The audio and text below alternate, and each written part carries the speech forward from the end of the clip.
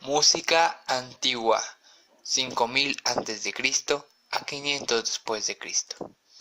En esa época, hace miles de años, en las cuales no existían instrumentos musicales, las primeras civilizaciones, como los egipcios, los griegos y los romanos, empezaron a crear sus propios instrumentos de la nada, como arpas y más instrumentos de cuerda, de percusión, de viento. En Grecia la música se relacionaba con las matemáticas, se consideraba un instrumento para purificar el alma, y en Roma la usó en obras de teatro, anfiteatros, y la mejoró en técnicas vocales e instrumentales. A continuación, un poco de música griega tradicional.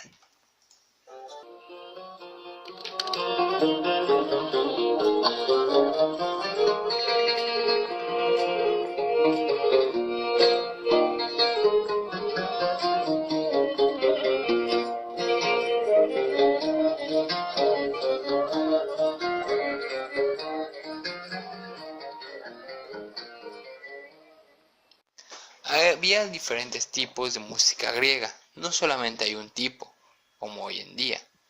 Así que aquí hay otra versión de música griega antigua.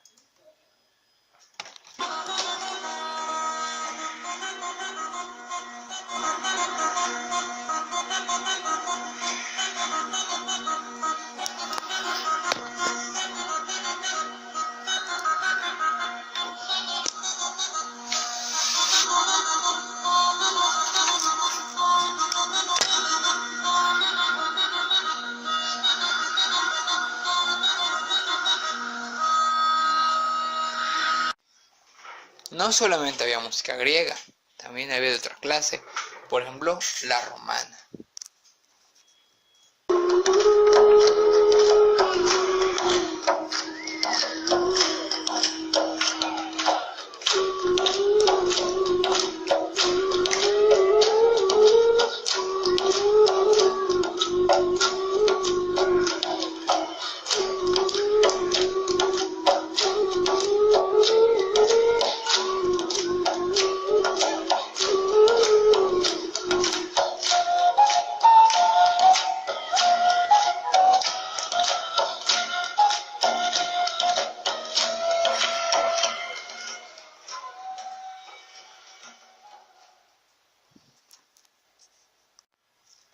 Había varios compositores de esa época, pero los dos más representativos fueron Arión de Lesbos y Didimo el músico. Arión de Lesbos se le consideraba hijo de la ninfa Oncea y de Poseidón. Pasó la mayor parte de su vida en la ciudad de Corinto, donde sus cantos en honor al Dionismo se empezaron a hacer populares entre la gente.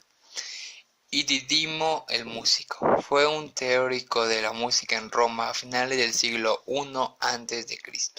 Se le conoce como que él fue el músico más joven que trabajó en Roma en época de Nerón. Las diferencias en relación al periodo anterior, que fue la prehistoria, son bastantes. En el periodo prehispánico, los únicos instrumentos eran instrumentos de aire como silbatos, flautas o carinas, hechas a base de hueso y completamente la música junto con voz y sonidos de sus cuerpos. En la antigüedad, la música empezó a tomar más sentido, mejorando sus instrumentos ahora hechos de madera o cerámica. En Egipto se ocupaban instrumentos más complejos, de aliento, de cuerdas o de percusión. Las fechas importantes en ese entonces fue todo el siglo IV.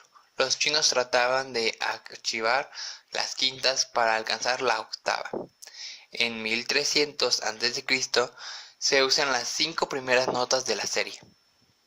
En Egipto, en el siglo XX a.C., la voz humana es considerada como el instrumento más poderoso para alcanzar las fuerzas del mundo invisible.